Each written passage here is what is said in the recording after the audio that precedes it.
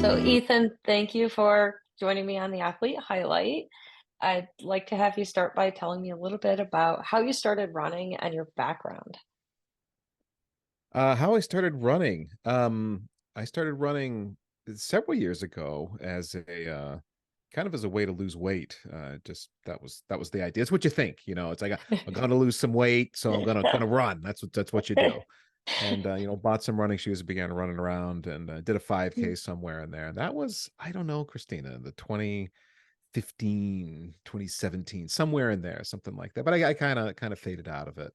And that was part of what I was doing in addition to hiking. I was doing a lot of hiking up in the mountains at that point. So that's how I got started, just kind of on a whim to lose weight.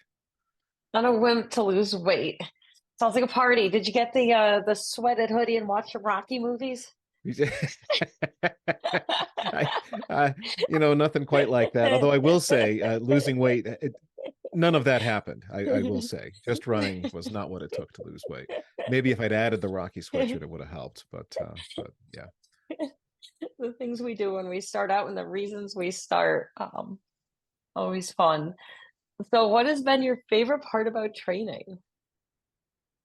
I like the discipline of it. I think the structure of it. So training, if you for me, it's like if it's just like I'm gonna run or I'm gonna go do something today, but I don't really have a plan. I'm not very good at it. I don't really stick to it. So what training gives me is this structure. It's like I know I'm going somewhere. There's a long plan, and so I know I get to run. I'm going to do some strength training. I'm going to have a long run at the end of the week, and I like the predictability of it. And just having those things on my calendar is like that's motivation for me to get it done. I'm a box checker, list checker kind of a guy, and it makes me happy to each day to get those workouts done. And I'm sure as a business owner, it kind of fits in a little bit better if you actually schedule it in too, if you're one of those scheduler type of people. I live and die by my calendar. Everything I Yeah. do is tied into what my calendar says I need to do every day. And I got a lot of meetings, and I podcast a lot. That's a core part of my business, and all those things on my calendar dictate what my day is going to be every day. And so, yeah, having those things on my calendar for workout for training means like I gotta fit this in. This is something I got to get done. So that's good. So, what kind of challenges did you face during your training this year? Um, well, there's a few. One is compliance. Just can I get it done? So you and I have been working together since January, so we're almost a year now as we're recording this. And the biggest struggle that I've had is just actually sticking with the program that you've assigned to me. And then we meet, and then I feel bad because I look at my compliance for the week and it wasn't very good. But the so compliance is part of it. I've gotten better with that by shifting my schedule around so that I do my workouts. Actually, I've just done this in the last couple of weeks. First thing in the morning, 100% compliance since I changed to that model of doing things rather than I got a window between 2 p.m. and 4 p.m. and I'm going to go out and get my run in. And then it just doesn't happen because a million reasons why it doesn't happen. Um, so compliance has been a thing that I've gotten a lot better with. Um, Injury has been a bit of a thing. Not bad. It's gotten way better. In fact, one of the reasons I contacted you to begin with was because trying to train myself last summer, um, I, I I ran out to Owl's Head and then ran back. And as I'm in the way back, what was happening now I know was an IT band injury. And I was like, well, this must be what they talk about on these long runs where you go into pain cave. I'm just going to run through it. And so I'm powering out on Lincoln Woods Trail, and just it hurts and it hurts. And it's like, but I'm tough. I got this thing. And long story short, at the end of that run, that was it for my running season that last summer. I was out for 3 months because my IT band was done. I could barely walk, let alone run without some kind of pain. And so and I found you on Instagram, ended up reaching out, and you're like, yeah, that was dumb. You shouldn't have done that. You need to get stronger and phase your running in, get realistic about your distances. Um, but still, with the distances that I've been doing this summer, as my miles have ramped up, I've done more miles per month this season than I ever have in my entire life. And had some minor challenges with injuries, small things that are healed up in a couple of days or a week, or rolling out and my IT band isn't really a problem anymore. Doing more strength work has just made some things that used to bother me pretty chronically just disappear. Those have gone away now. So now I can predictably run. Like I logged my run this morning and it was like, I'm trying to come up with things to say because it's like, how was your run? You asked me in Training Peaks. And I go, my initial response was, it was boring. It just happened. Everything was great. Nothing to report. Because no injuries, nothing really bothering me. So compliance has been a thing. The minor injuries that I've had have been due to, I just did a 28-mile day in the mountains. So yeah, some things hurt now and I need a couple of days of recovery and being careful before I go back out again. But nothing like I used to have. I guess those are my biggest challenges. Yeah, normal ones too. And it's funny how everybody thinks like they associate ultra running with like, my leg is falling off and this is perfectly normal and I gotta push through and I'm not gonna do anything for 6 weeks because I'm busted. And it's really cool when you're like, oh, this is sore. Let's address this now. And I think that's been one of the most fun things that I've seen with you changing is having that mindset of like, oh, this is sore. Let's address this issue before we progress. And watching you lay down some really big miles and some cool routes because you're able to do Yeah. that. And Yeah. you're not that uncompliant. You're quite compliant, but definitely the mornings are easy when you are busy. Better with the running than the strength. I can usually I'll fit the run in at some point, but the strength have been like, no, it's just not going to happen. And I give myself some excuse to not do it. But if we have an off season in New Hampshire, it's the off season now, and it's like no more excuses. Got to just get them all in. So Yeah, and you said you were excited about the much needed rain today. yes, Because New Hampshire hasn't had enough rain this year. I went out this morning and it's a beautiful day. It's very cold, finally below freezing, but we got a ridiculous amount of rain again yesterday, just steady rain all day long. And so I went out this morning, frost, and it's like I'm actually slipping on the pavement because it was wet and it started to freeze up overnight. We're back to that time of year. So much rain. It's 2023 will be remembered as the year that it rained for sure. Yeah. And hopefully a little different next year. The year before that was the year of the caterpillar. Let's see what 2024 throws at us. Hopefully, Hopefully not the best fires. year ever. Yeah. Stop it. Oh my gosh. So, what was your best either race experience or running experience this year? Oh man, I had a lot of great experiences this year. So racing, first of all, was new to me. Other than some road 5Ks I did in the past, I'd never done any mountain races or trail races before this season. And I competed in two races, the Chicora Mountain Race early in the season, and then later in the season, the Kilkenny race, the Kilkenny Ridge race. So both your races, you were the RD for both of those. Chicora was a learning experience. Never that was my very first race either. There's a pack of a bunch of people and you run us around a field and then we disappear into the woods. Like, what is happening? Trying not to stab people with my poles. Should I have even had poles? Maybe not. And then getting up and over those ledges and trying not to die and and all the rest, and then realizing I really can't run downhill. Super fun. Enjoyed it a lot. Met my time goal. I'm not very fast, but I met my time goal. Was happy there. So But the fast forward conditions to were the terrible. it was a rough day. It was a bit cold. It was cloudy at the top. It was wet. A lot of people came down bloody because they slipped on the ledges. Were all scraped up. No one got seriously injured as I recall, but there was plenty of blood from people coming off the mountain. It was a rough day, yeah, no doubt. I was lucky. I didn't fall. But yeah, that was the first day out, and it was a lot of fun to finish that and finish strong, run across the finish line and be like, yeah, I'm not dead. That was all right. That was good. Kilkenny was different. You'd convinced me against my better judgment to sign up for the 50 miler, which and then we didn't end up running it as it turned out because of the hurricane, because another weird weather day and the Forest Service was predicting 70-80 mile an hour winds up in the Weekses. And so we're like, yeah, we're not going to send you up there. Like, oh, okay. So we all ended up running the 25 miler. But that was great too. I just changed my goals for the day. So rather than my goal being, I'm going to complete my first 50 miler, it's well, how fast can I go over 25, over the 25 miles? Because I knew I could do 25 okay. And that was a lot of fun. I enjoyed that and got a lot of it was a different course. It wasn't what I was expecting, but it was just like, just push, man, just go. It's only 25 miles, make it happen.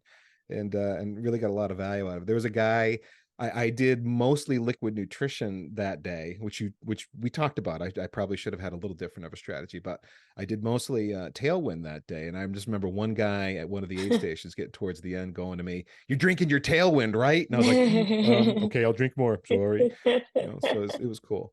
But the other race experience, Christina, for me this season was volunteering at Jigger Johnson. I had not volunteered at a race before and had no idea what to expect, what I was getting into, and I just worked a Friday night overnight shift at the Experimental Forest Aid Station.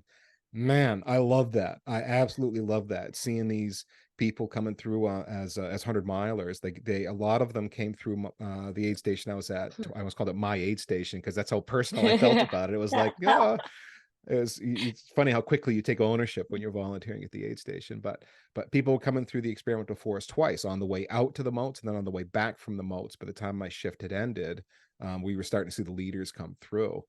I loved that experience of just seeing people come through, checking their drop bags, listening to them talk through their strategies, what their nutrition strategy was, what their foot care strategy was. People's feet were getting destroyed. It was so wet out there. Other people, well, not everybody. Some people were like, feet made of iron, I guess, just no troubles at all. Other people were just, they take their socks off and you just see it's like, oh, they're macerated, the skin's starting to come apart, and then all the things they were doing trying to keep it together. And I'm thinking they got a lot of miles to go and it looks rough, and then seeing people drop. Why did people drop? People just, done at 38 miles or so, I think, at that point. And all the little dramas that you see coming through the aid station, and then you see a runner coming down and you grab the cowbell and you ring it and you cheer for him and you whistle and what can we get you? And I love the experience of volunteering. Absolutely fabulous, and can't wait to do more of both next year, both volunteering and racing. Yeah, it's rewarding being on the other end. You don't realize that until you get out and volunteer at a race, but to see people, especially a race like that, they're so broken down and they're nothing more than their truest self. They have nothing left to Yeah, give, and to give them something to yeah. help them keep going, it feels so good. So, what would you say your toughest training experience was, and what are those little voices saying in your head, and how do you deal with them? My toughest training experience this season was a long day in the Sandwich Range. I was working on trail bagging. So there's a bunch of trails I'm working on the AMC guidebook where I'm trying to get every trail that's in the guidebook. So that's another one of those spreadsheets that I'm tracking things on. So I concocted this ridiculous route, 23 miles and 9,000 feet of vert, and just said, okay, that's going to be my day. And there was an extra challenge in at the end of the day in that 23-mile route. There's a little complex of trails towards the bottom. They aren't very high. They're easy to get to, but I left them to the end because I was going to have to run right by the car on my way out, having done most of the work for the day, and then head in and bag that little complex of trails. And it's like, it's going to be a mental thing to like run by the car and not go back because I know I'm going to be tired. And I was beat. I was not injured. I wasn't hurting. I was just really tired, fatigued, and had kind of had enough. It's like the car's right over there at Ferncroft. I can just go and be done and get this little complex some other day. They're always going to be there. I was like, no, no, I'm going to do this. I'm going to finish this, and I'm going to do it. And I did, and got it all done, and that made me very happy. So that was a tough day for a lot of reasons. It's rough in there. People don't think of the Sandwich Range as much. There's not as many 4,000 footers there. People go get the tries, but they don't. Chicora is not a 4,000 footer, and Sandwich Dome is not a 4,000 footer. Um, so you got Passaconaway and Whiteface up there. Kind of people just kind of go and get those, and all these other trails in the area are just rough and aggressive, and blocky and difficult. And the route I had chosen was just it was all of that just kind of thrown at me. But then to get it done and to finish it was it made me happy. It wasn't my longest route of the season, but I think it was one of the tougher days. One other one I'll throw at you. I'm trying to remember where I did two like 19-ish mile days back to back. One was like the Twins, Garfield, Galehead, something like that. So it was a pretty significant day. And then I went up out to the Bonds, via Zealand, from Zealand Road, and out and did an out and back to Bondcliff, which was another 19 miles. And I bonked on the way back from Bondcliff coming up Mount Bond, something fierce. Like, I don't want to do this anymore. And I'm out in the middle of nowhere. There's nothing anywhere. There's nowhere to go. There's no like quick way off the No. mountain. It's like you got to finish and go back the way you came. And I tried eating food. It's like I needed more water, that's for sure. I was a bit dehydrated. I didn't have quite enough water with me. But uh, I'm like, I finally get up over Bond and I get through the call, and then I'm headed back along Twinway, just crawling, not feeling good. I'm not crawling, I'm walking, but I just got nothing, nothing in the tank. I don't feel good. I got miles to get out. And a group of trail runners run by me and I'm like, oh, so I was not feeling it at all that day. And all you can do is just keep going. I was fatigued from the day before and hadn't done, in hindsight, I hadn't really done good nutrition for that day to be out there. And there's nothing for it but just to keep going, just to keep running and get it done. Yeah, and it's tough when you're out that far because there really is nowhere to go. Like you Mm-mm. need to just keep marching forward. And I'd love to see somebody crawl in the summer in the White Mountains. That would be I've done it in the winter. Yeah, Summer, wow, that would yeah. be across those rocks. So you don't have to be specific or exact because I know you have some cool goals that you'll probably want to keep to yourself, but do you have any fun future goals? Um, uh, Fun future goals. Type 2 fun? Yes, I have some type 2 Yeah. fun goals, Christina. Yeah, absolutely. So one is 24 hours straight of something. So I live in Littleton and I have easy access to the Parker Mountain Trail System. It's a mountain bike trail system, but a lot of trail runners use it too that are in the area. And it's for skiing in the winter as well. Um, I have had a kind of a goal. I'm going to do 24 hours on Parker Mountain. I'm just going to build a lap and I'm just going to do laps. I'll use my car as an aid station at a parking lot and something like that. I've never done 24 hours straight. I've been on my feet on the trails for probably more than 12, maybe 15 hours. I don't know for sure without thinking hard about it, but never 24 straight. So I want to do that. I want to see the sun go down and come back up again and have that experience. So that's a goal.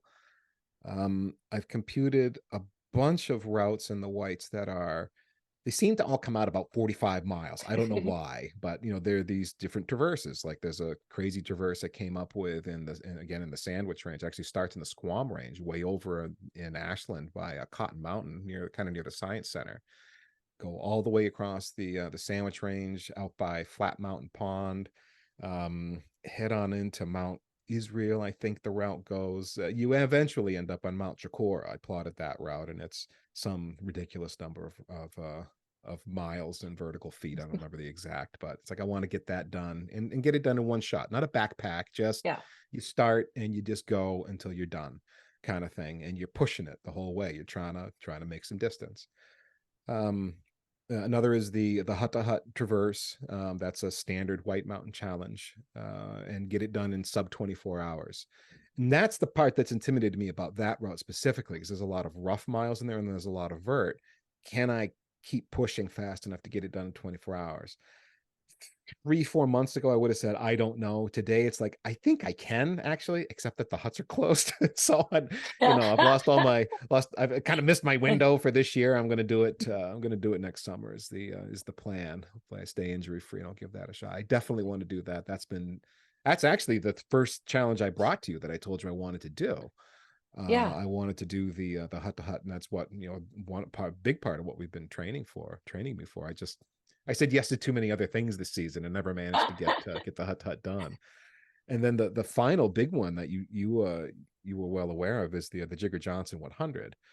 Um, man, I that route is so hard, and to be able to finish the Jigger Johnson 100, beat the cutoffs and just get it done. I don't need to win. I don't need to just finish it. I would love to finish the Jigger Johnson 100. That's kind of the ultimate goal. And whether I'll have toughened up my body enough to pull it off next year, or whether that's got to be like a 2025 thing, I don't know. But that's a big goal I have. And it'll be fun to ask you how many sunrises you saw. I loved asking people that this year. How many sunrises did you see? Two or three? Yeah. Like, kudos to anybody that was out there because so many people saw the sun come up for the third time, and it was like, you guys are just amazing.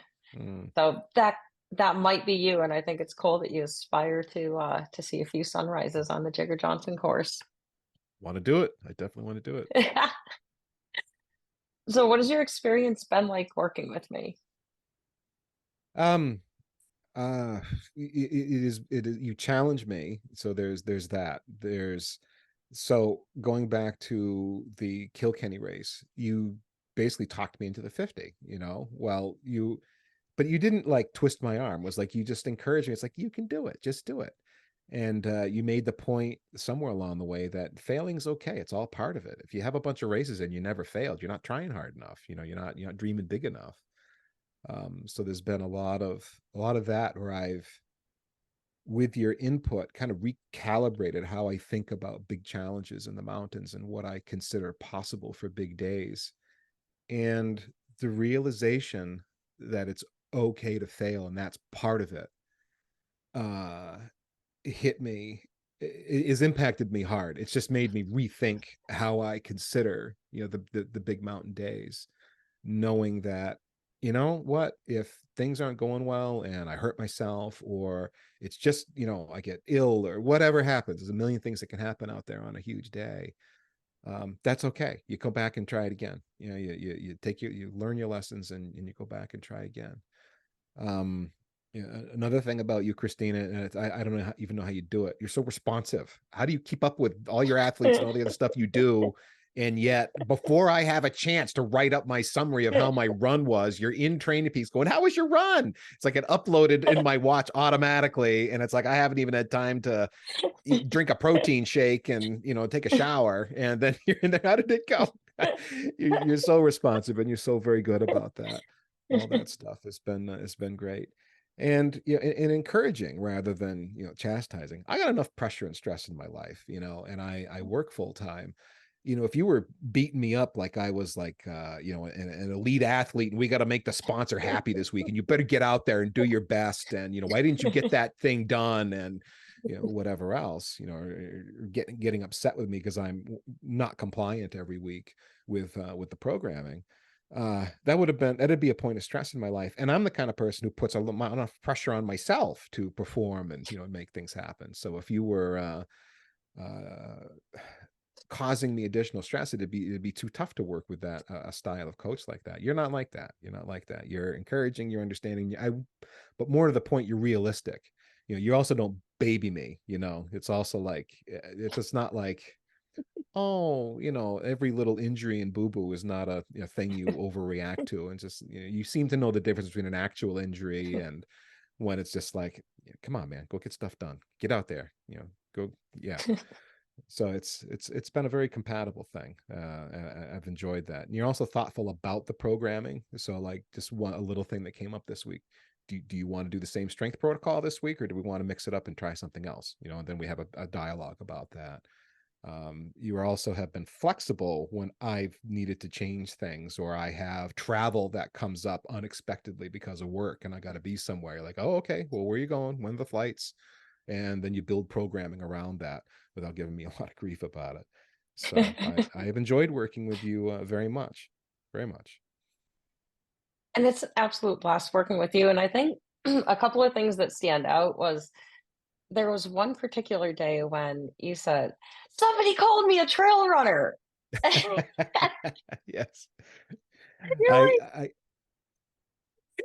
"Wow," and it's like it's so exciting I to see the little wins you're and the gonna make me cry. transitions. So that I don't know how I forgot that story. It was actually kind of a highlight of the year. That was on Mount Moriah. I also am a gritter, and I was working on I just needed that peak that day, and I felt great. I felt really strong, and it's a short route. I went up from Gorham and just the most direct way, uh, and I just flew up the trail. I hammered up all the ledges. Everything was firing. I passed a bunch of people on the way up, and just nodded and said hi and so on. I sat at the summit for 10 minutes chatting with a couple of young ladies that were up there that were hiking, and talked about their work and what they did, and then headed back down. And the same people I passed on the way up were like, "Wow, you're on the way back already?" "Yeah, man." They were high-fiving me and different things like that. And then I got to like an open ledge section. There's a section, I don't know, maybe a third of the way down Moriah, and the sky opens up and you have some views. And I'm not flying, but I'm running. I'm moving. I'm moving along, and come upon an older couple with their dog, and they were coming up, and yeah, the whichever one of them was leading just crawls out, "Trail runner," like that. It's like, oh, they're talking about me. Because I was the guy forever who was kind of the overweight, pudgy guy, the belly sticking out under the pack straps, and going up. And kind of realized that somewhere in this whole thing over the last year especially, I've transformed from being a hiker to being a trail runner. And it happened that day where they're telling me to enjoy my run, and calling me a trail runner. It happened on I did the classic Franconia Ridge loop up over Lincoln and Lafayette, and the same thing happened. I was running down Old Bridle Path, and I really was running. I mean, I was having the time of my life. They've done so much work on that trail. It's incredible to run on now, the way they've got it set up. And just flying, blasting down little sections, and jumping over stuff. And I always slow up when I come upon people, because you don't want to be that guy. But I went Yeah. through a small group, and they parted ways for me, politely, and we waved. And one of the people in that group said, "Oh man, if I, in another life, maybe I'd be a trail runner." And another guy's like, "In my younger days, I could have been a trail runner," kind of thing. And I hear all this as I'm cruising by. They were all younger than me by a good bit. I mean, they couldn't tell, because without the hat on, you don't see the bald head, you don't Yeah. know. But I'm over 50 at this point. None of them were over 40 for sure. And I'm like, it's age ain't got nothing to do with it. It just doesn't. It just doesn't. So Yeah. yeah. And, like, that is another really big barrier that I've seen, you work through as well, is realizing that age, gender, like, this stuff doesn't matter. Like, you can go out there and you can still just, like, do it and do it really well. And, defying that norm that society puts on, like, how old you should be, what gender you should be, and you're just out there absolutely kicking ass and dreaming big. The routes that you're coming up with are phenomenal. Like, you are a visionary, I have some to and share with you. Yeah. That's yeah. it's gonna be fun to see you, bring those public next year. Yeah. Yep. I'm excited to get some things published. Maybe even get some new Mhm. routes in FKT site, fastest known time. Yeah. I'm sure that if I post a new route, someone else will be able to beat me, because at the end of the day, okay, I'm not the youngest one out there, nor am I an elite athlete. So if someone's inspired by my route and they want to take it from me, they can. But if I could be first, that would be amazing. And the one that put up a really cool route. So, being the person that designs a route, pretty cool. Yeah. Something that other people look towards. Lastly, I just want to ask you, for anybody starting out, what piece of advice would you give them? Patience. 100% be patient. It's funny, you start running and you just want to do everything all at once, and the reality is, until your body is toughened up enough to be in the mountains, especially the White Mountains in New Hampshire, where the rocks and the roots and the steepness, the grades, both up and down, beat you up. Your body takes a pounding. To do that, if you get ahead of yourself, you're going to hurt yourself. And so patience is the order of the day. Increase your mileage in a reasonable way, get your nutrition dialed in, start to understand what your body needs for fuel. All of that stuff impacts recovery. It impacts what kind of a day you're going to have if you get your nutrition right or wrong. I spent the whole year working on nutrition. And I think I'm most of the way there, and I'm still learning stuff about what kind of nutrition I actually need. Um, but again, patience is the big thing. I've been working hard transitioning from being a hiker to a trail runner for now going on 2 years, and I've only been working with you about a year, Christina. Uh, and it's a big jump to go from hiking to running. It's a very different kind of stress you're putting on your body. Backpacking with a heavy pack at walking pace is a thing. It's hard, and everybody that's out there in the whites knows exactly what I'm talking about. It's tough business for your body. Running is just, it's more of that, and it's a different thing, and it requires a different set of skills that don't come overnight. And if you push yourself too hard, you're just going to be hurt and give up. And so be reasonable and pace yourself, I think. Awesome. Well, thank you so much for spending the time to talk to me about your journey, and I hope it inspires some people out there, Ethan. Thanks, Christina, for inviting me. I have enjoyed this very much.